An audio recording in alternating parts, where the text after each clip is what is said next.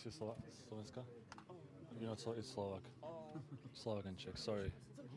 Zdeno, tak myslíš, že ste už našli v podstate recept na hrací confidence na Chicago?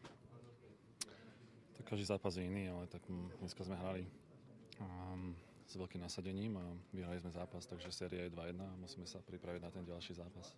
Nezdá sa tiež, že Chicago, alebo respektíve ich hra začína byť trochu iná ako na začiatku, keď vlastne tá séria začala?